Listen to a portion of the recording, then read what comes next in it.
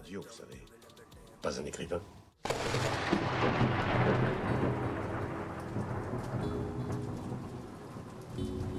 Nom de Zeus! Le coup de foudre, c'est ça. De 13h à 14h, Georges Vernat et son équipe accueillent des passionnés pour vous faire entrer dans leur univers. Coup de foudre, c'est tout de suite sur Prune.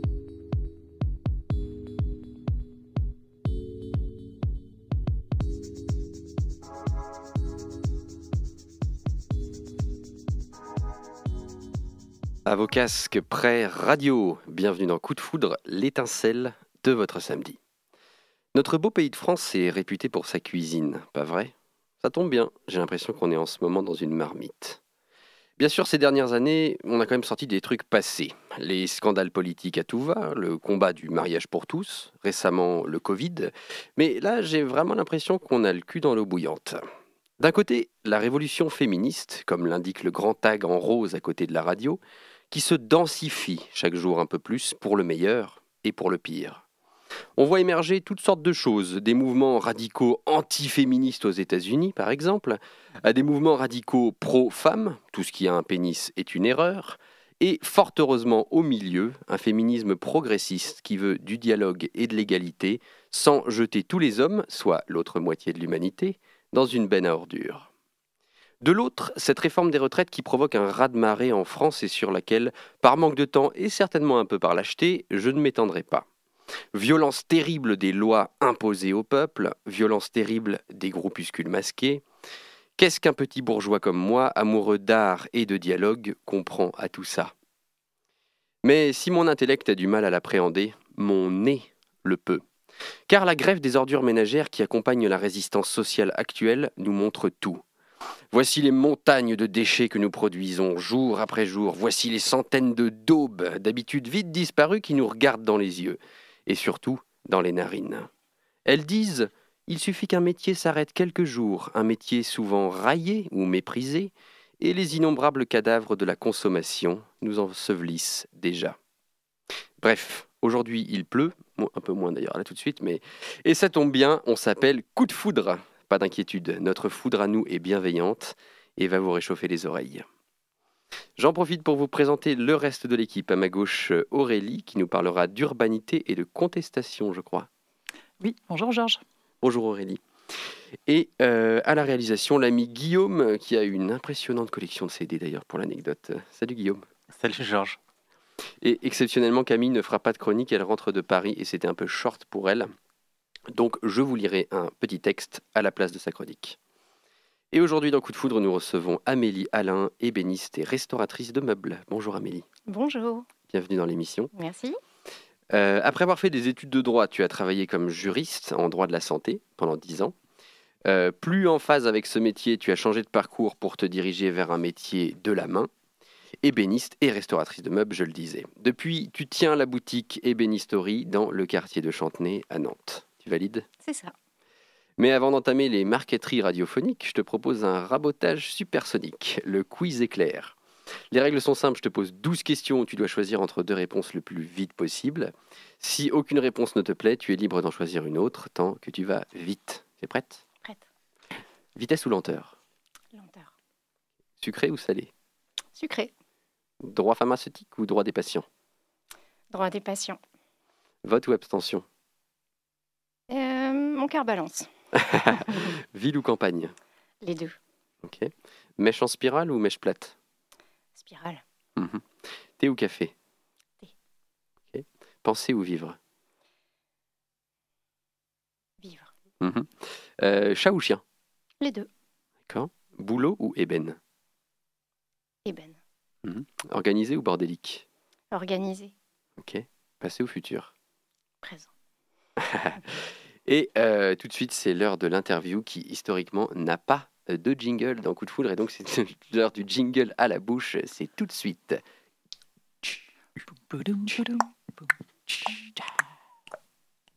Jingle très percussion aujourd'hui. Intéressant. Donc, Amélie, je te propose de commencer par l'enfance, qui est quand même la source de tout, ou presque tout. À quoi ressemblait la tienne ? bonne question. En fait, en tout cas, je baignais pas forcément dans les métiers du bois ou de l'artisanat.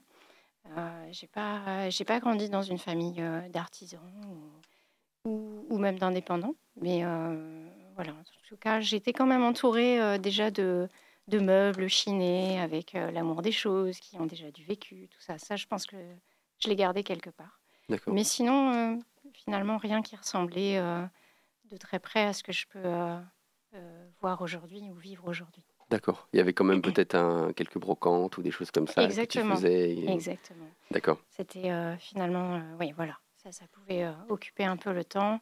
Et puis aussi, voilà, pas mal d'apprentissage de la nature, du nom des fleurs, des choses assez liées à la terre malgré tout, D'accord. mais dans une vie quand même assez trépidante. D'accord. Campagne, du coup ou... Plutôt campagne, mais qui s'est vite urbanisée, mais plutôt campagne. D'accord. Et donc faisons un petit bond dans le temps. Après avoir eu peut-être le bac, tu finis tes études de droit, tu te lances donc comme juriste en droit de la santé. Pourquoi cette branche du droit spécifiquement? Il y avait un vrai attrait. Alors là, pour le coup, ça peut être vraiment lié à la famille. Mhm. J'entendais quand même parler pas mal patients, etc. Ma mère était infirmière de nuit. Et voilà. Et en fait, je ne sais pas si c'était plus par opportunité ou par vrai choix à l'époque, mais en tout cas, ça m'a semblé être la meilleure des options dans ce qui se proposait à la fac à ce moment-là pour se spécialiser. D'accord. Et ça m'a assez plu. D'accord. Mm. Très bien. Et tu vas quand même faire ce travail pendant 10 ans de ta Ouais. vie, c'est pas rien. Ouais. Si tu essaies de te remettre dans ton état d'esprit de l'époque, c'est quoi ton quotidien? Qu'est-ce qui te mène à ce moment-là? Vraiment de pouvoir aider finalement, de pouvoir apporter ma petite pierre à l'édifice, de conseiller, D'accord. de pouvoir orienter dans un monde juridique qui est quand même de plus en plus complexe, qui évolue de plus en plus vite. L'idée, c'était quand même de pouvoir servir un petit peu de guide là-dedans D'accord. et de pouvoir arriver oui, à servir à quelque chose, pouvoir orienter et conseiller. C'était vraiment ça. Je comprends. Et en fait, le métier concrètement d'un juriste en droit de la santé, justement, qu'est-ce que c'est déjà pour peut-être renseigner les auditrices, auditeurs qui savent pas trop? En fait, je pense que ça a pas mal de facettes, mais pour ma part, vu que je travaillais dans une entreprise qui gère des maisons de retraite, des établissements de santé, en fait, moi, mon principal travail, c'était d'aller chercher des autorisations pour D'accord. éventuellement essayer de compléter géographiquement une offre de soins qui est, on le sait, pas forcément toujours homogène. Mhm. Donc, je pouvais trouver vraiment un sens à ça. D'accord. C'est pour ça que tu répondais aussi droit des patients dans Exactement. le quiz éclair, quoi. Mm. Donc tu es quand même, t'es proche des gens, tu essaies de protéger les droits des gens, etc. Voilà, c'est ça. D'accord, très bien. Et à un moment, alors que tu attends un enfant, il y a un déclic en toi. Tu te sens un peu dans un moule, pas à ta place, c'est ce que tu me disais. Et donc, est-ce que c'est foudroyant un jour? Ou est-ce que c'est venu graduellement au fil de ces 10 années de pratique C'est plutôt la solution numéro 2. Effectivement, c'est venu graduellement au fur et à mesure. Où de plus en plus, en fait, l'aspect masque, l'aspect contraint, l'aspect lutte aussi que j'avais dans cette ancienne vie me déplaisait de plus en plus, en fait, ne me correspondait plus. Et petit à petit, en fait, ça a été quand même des périodes de tourment parce qu'on sent qu'on n'est plus fait pour ça, mais en même temps, on ne sait pas encore pourquoi on est fait. Donc ça, c'est une vraie transition pas facile à vivre. Mhm. Et voilà. Et finalement, une fois, je ne sais pas si c'est... je pense que c'est effectivement le déclic d'attendre un enfant et de savoir quoi lui transmettre. Mais disons que ça a timé ma réflexion, mais elle a été vraiment graduelle et longue. D'accord. Bah oui, c'est toujours cette inquiétude dont on parle souvent d'ailleurs à Coup de Foudre avec les invités. Ce truc de on a fait quelque chose, il y a le confort, il y a l'habitude, il y a la vie qu'on mène depuis 3, 4, 5, 10 ans. Et puis cette chose après, quoi, qui fait peur, on se dit mais où est-ce qu'on va en fait? Qu'est-ce qu'on devient? C'est inquiétant. Mais en tout cas, voilà, tu décides que ta vie va changer à ce moment-là. Tu aimes le bois et le métal. Et après avoir essayé les deux, c'est le bois qui l'emporte. Tu passes donc un CAP d'ébéniste. Après avoir été juriste, est-ce que c'est bizarre, grisant, évident au moment où tu le fais? Parce que au moment où tu prends la décision, tu es dedans. Est-ce que pour toi, il y a une évidence ou tu es encore un peu Ouais, dans la non. bizarrerie de la chose? Alors, peut-être un peu les deux, mais je t'avoue que la balance a vraiment penché pour l'évidence. Et autant, tu vois, on parlait il y a 30 secondes de toute cette lente évolution dans mon cerveau. Et il y a eu un moment où vraiment, quand a fallu foncer, voilà, je me suis plus posé aucune question. Mhm. Et très bizarrement, mais tout a été évidence. Et en plus, finalement, un peu alignement dans l'histoire.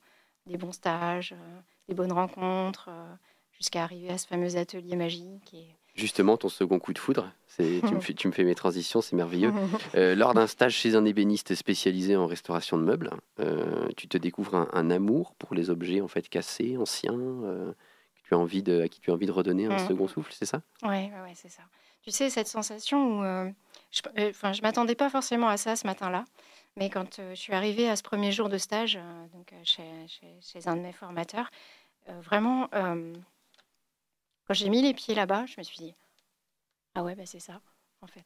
Et il n'y avait plus d'autres non plus questions à se poser. C'est-à-dire que déjà, j'avais eu cette évidence pour le bois à un moment, de passer cette formation, de baigner dedans. Et puis après, le bois, c'est très vaste. Donc, il a fallu un petit peu réduire la voilure pour savoir finalement ce que je pouvais faire de ça. Où était ma place dans le bois? Enfin, qu'est-ce que j'aimerais faire?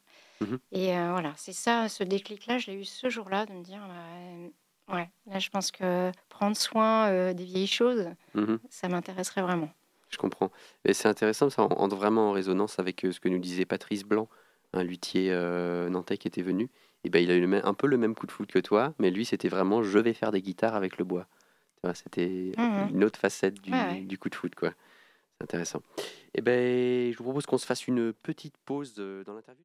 Il est 13h17 et vous êtes sur Prune dans l'émission Coup de foudre.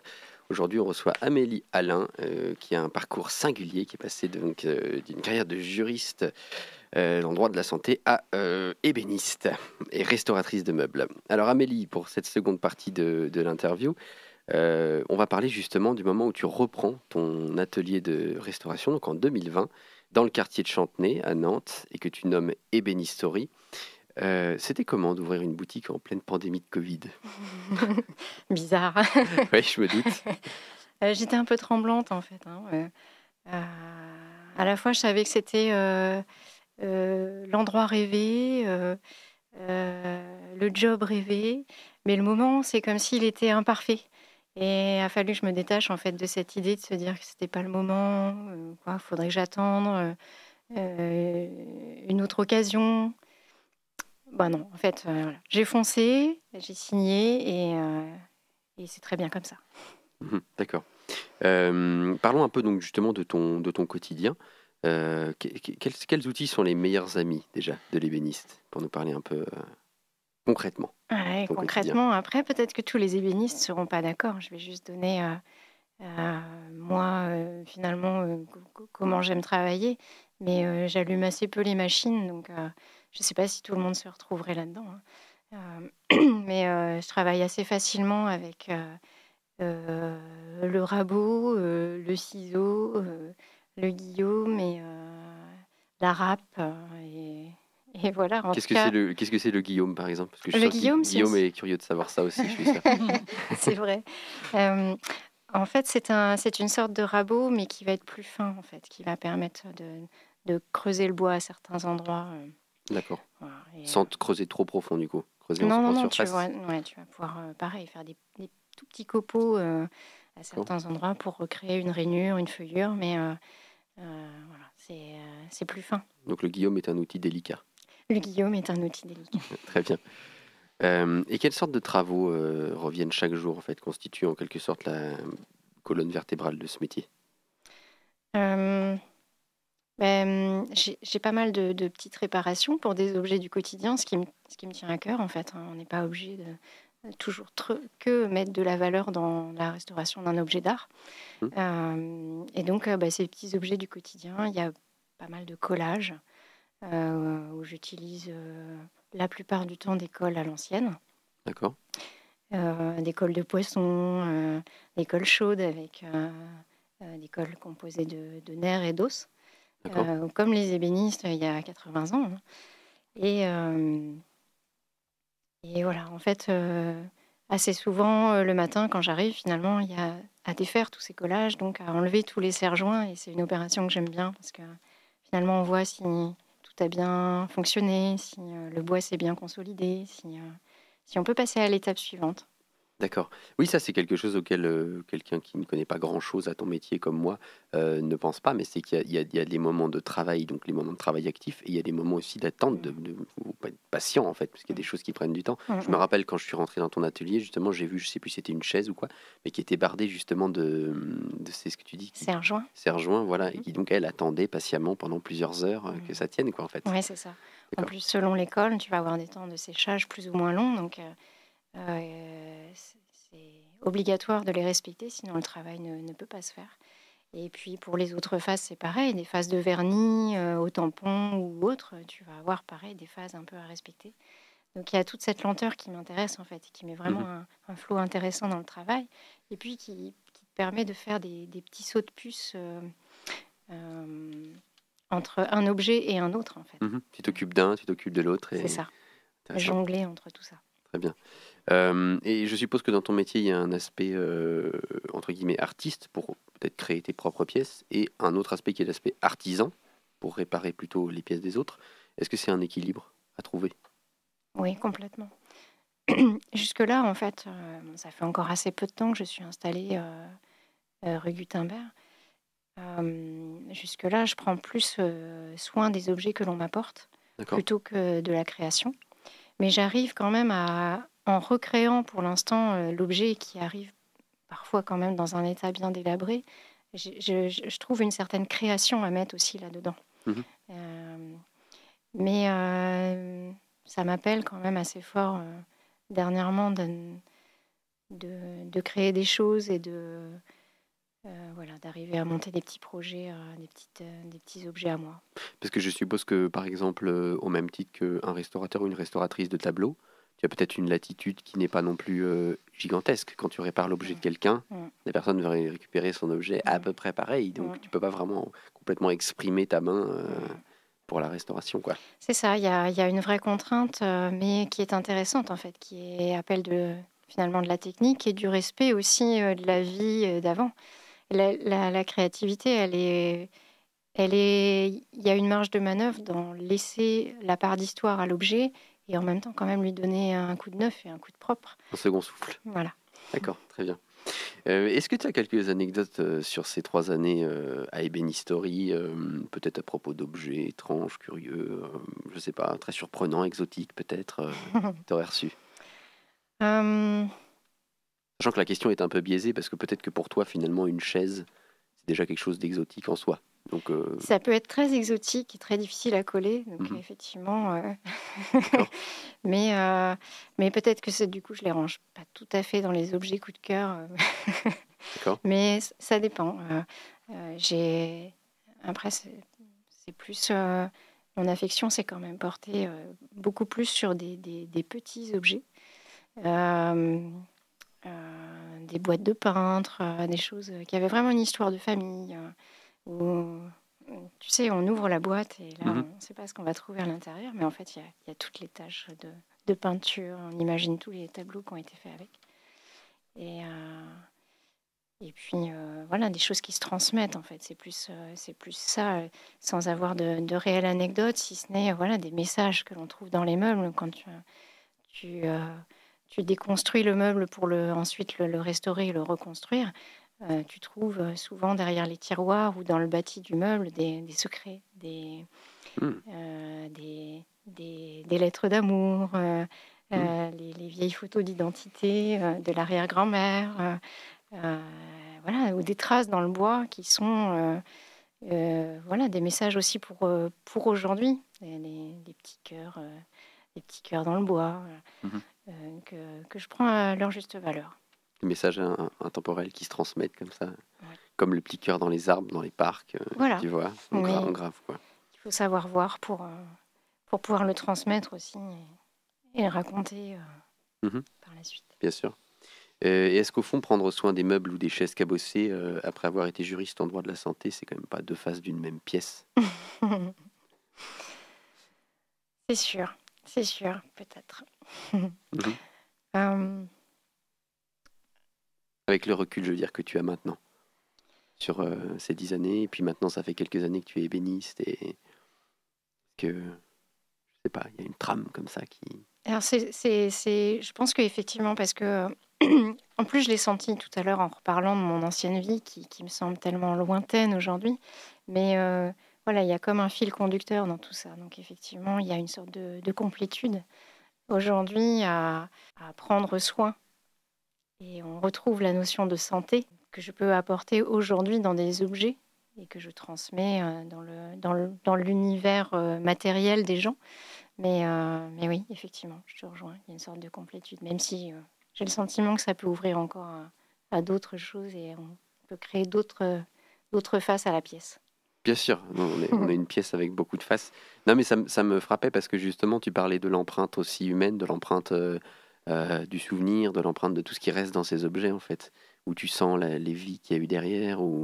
Donc, il y a quelque chose de très humain dans ces objets aussi. Ouais. Est-ce que peut-être de certains jours, tu as presque envie de leur parler, ou je sais pas, Moi, je pense que ça ou tu m'arrive. les entends. Tu dis, et toi, ma petite, tu restes quelques heures pour sécher. Voilà, je sais que ça m'arrive en fait. D'accord.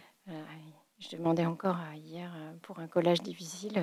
J'ai demandé au fauteuil d'être un peu conciliant parce que là, je peinais un petit peu et finalement, ça s'est très bien passé. D'accord, il était peut-être un peu grognon sur le moment, C'est ça. il avait pas envie. Ou moi. Oui, c'est possible, c'est possible. Et on a accordé nos humeurs et ça s'est bien passé. Mais oui, effectivement, l'âme de la matière et le vivant de la matière bois. Mhm. J'ai pas effectivement l'impression de prendre soin de choses inertes et inutiles. Bien sûr, je comprends. D'ailleurs, très très courte parenthèse, mais parce que j'ai vu ça il y a pas longtemps, moi, que l'émission s'appelle Coup de foudre. Moi, la foudre, c'est un phénomène qui me fascine, c'est aussi un peu pour ça que j'ai nommé l'émission comme ça. Et j'ai entendu parler il y a 2-3 jours de l'art fractal. Je ne sais pas si ça te parle. L'art fractal, c'est qu'en fait, ils font circuler du courant dans du bois et ça va créer Ah oui. quelque chose qui s'appelle une figure de Lichtenberg, qui existe aussi sur la peau, chez les personnes foudroyées. Évidemment, je ne souhaite ça à personne, mais voilà, j'ai fait des recherches là-dessus. Et donc, ça crée des motifs fractaux dans le bois qui ressemblent un peu à des racines, voilà, et ils utilisent ça pour, entre guillemets, sculpter avec la foudre ou avec l'électricité dans le bois. Voilà. Et j'avais trouvé ça fascinant. Je ne sais pas si c'est quelque Et chose. c'est vrai que c'est le noircissement, en fait, que quand ça parcourt le bois, C'est ça. ça crée des formes incroyables. Oui, je trouvais ça dingue. Et pour finir, est-ce qu'il y a des projets pour ébénisterie que tu souhaites partager, un message à faire passer peut-être, ou les réseaux sociaux de la boutique que tu voudrais partager ou... Juste, n'hésitez pas à franchir la porte, parce que finalement, on ne se doute pas qu'il y a un atelier derrière, en fait. Je vais de plus en plus à la rencontre des gens dans le quartier, mais souvent il y a quelque chose de déjà avec déjà un objectif très précis quand on rentre chez un artisan. On peut s'autoriser aussi à la curiosité sans avoir ce truc précis pour entrer dans la boutique et peut-être visiter l'atelier si ça fait envie. J'ouvre volontiers ma porte pour partager justement mon métier et voilà, ne pas hésiter à venir discuter de choses et d'autres, pas forcément que de bois. À franchir la porte. Donc vous êtes rue Gutenberg, c'est ça? Ouais, À Chantenay. à Chantenay. Super. Merci beaucoup Amélie d'être venue nous voir dans Coup de foudre. Vous êtes dans Coup de foudre, il est 13h34 et tout de suite c'est l'heure de la première chronique, celle d'Aurélie. S'informer, réfléchir ou se divertir en un éclair, chroniqueuse, chroniqueur, fais ton office. Pas d'objection? Aujourd'hui, j'ai eu envie de vous parler de la clameur de la ville et de ses reflets pourpres et mordorés. Ces reflets de feu, vous savez, ces reflets que prennent le miroir d'eau ou le canal de l'Erdre, qui lèchent les murs du château des Ducs, dansent sur les façades penchées des immeubles de l'île Feydeau, sur les vitrines du centre-ville. Ces reflets, on ne les voit pas toujours, au travers de l'épais rideau de fumigène et de gaz.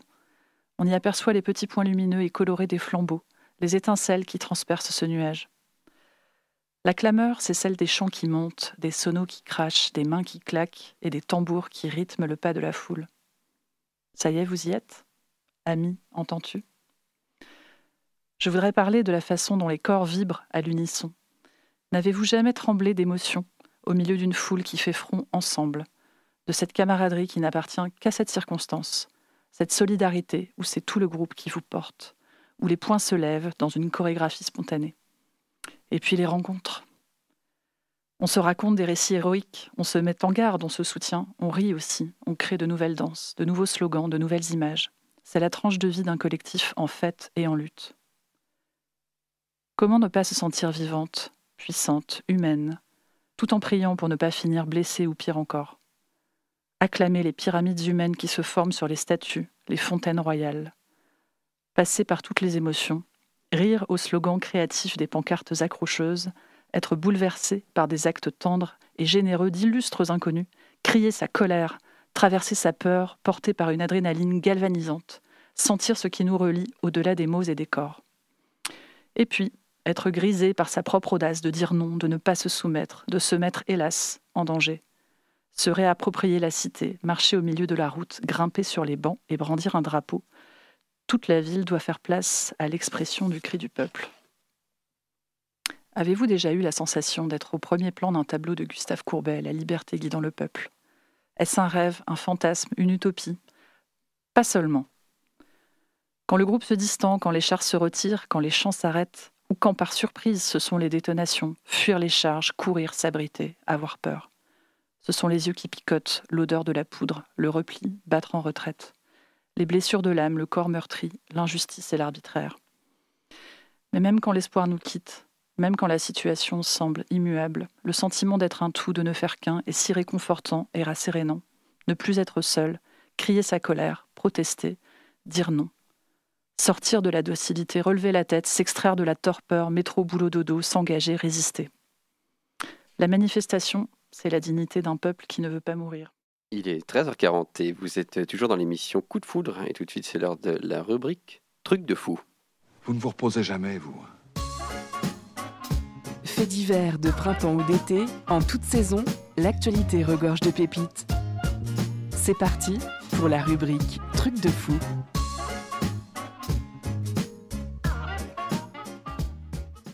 Et Truc de fou, c'est un petit peu le moment dans l'émission. Voilà, il n'y a pas de frontières, de barrières établies. On fait ce qu'on veut, on parle comme on veut, le temps qu'on veut, sur les sujets qu'on veut.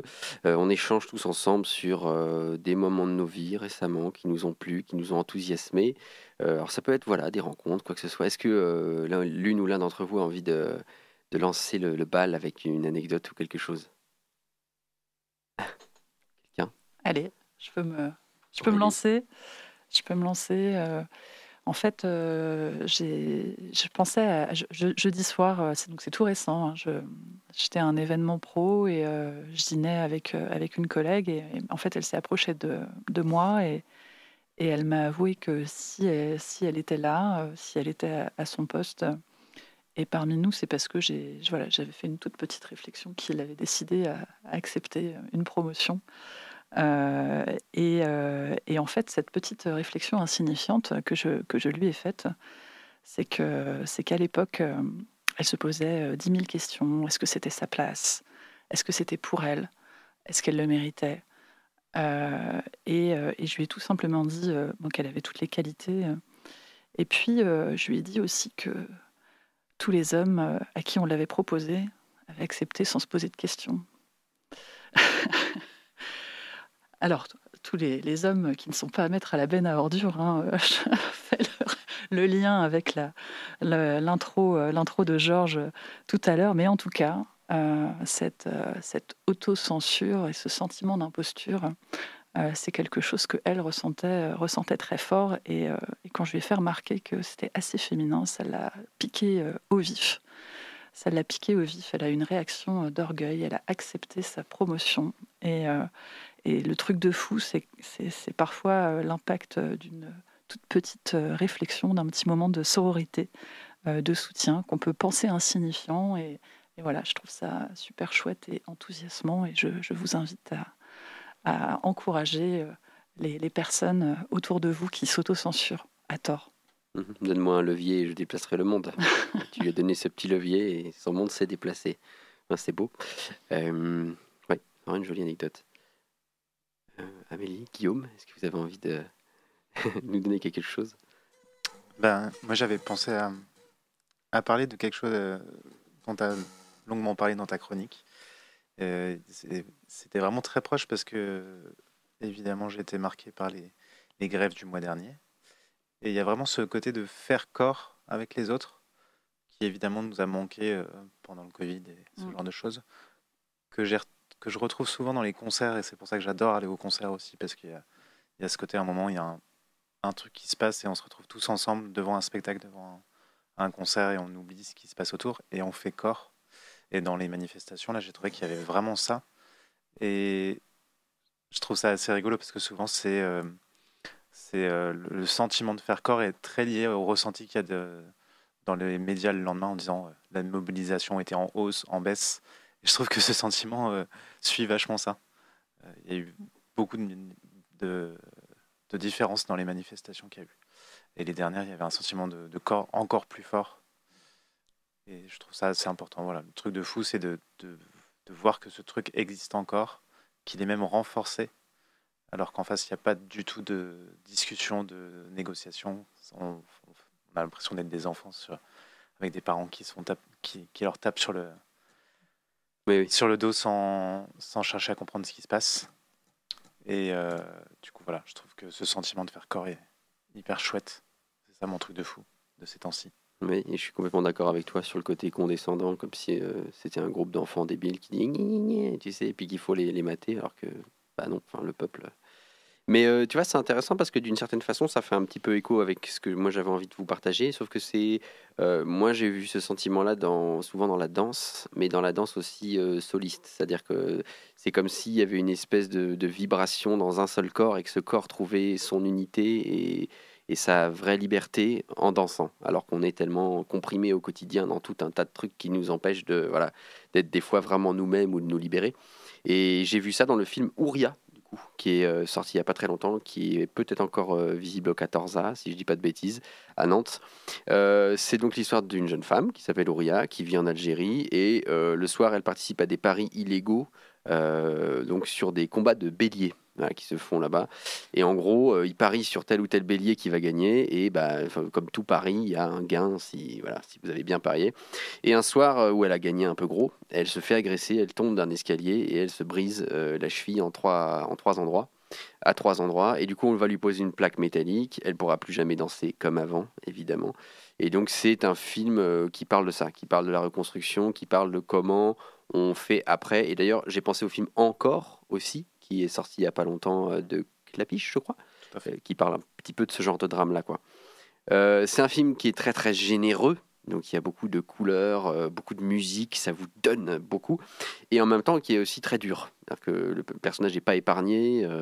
Par exemple, elle a une amie qui essaye de partir illégalement en Zodiac de l'Algérie vers l'Espagne, et voilà, c'est parfois assez dramatique ce genre d'entreprise, malheureusement. Et donc c'est un film qui est à la fois très joyeux et très triste, et comme la vie, je trouve. Donc c'est superbe, ça s'appelle Ouria et franchement c'est à voir, n'hésitez pas. Il est 13h51 et vous êtes dans Coup de Foudre tout de suite. C'est l'heure, non pas de la seconde chronique, du coup, puisque Camille n'a pas pu venir aujourd'hui. Elle est rentrée de Paris, était assez fatiguée. On pense à toi, Camille, on t'embrasse. Et du coup, je vais à la place vous lire un texte qui sera dans mon prochain recueil de poésie. Est-ce qu'on se balance le jingle chronique ou pas, Guillaume? Qu'est-ce que t'en penses? C'est toi qui choisis. Allez, je l'aime bien. S'informer, réfléchir ou se divertir en un éclair. Chroniqueuse, chroniqueur, fais ton office. Pas d'objection?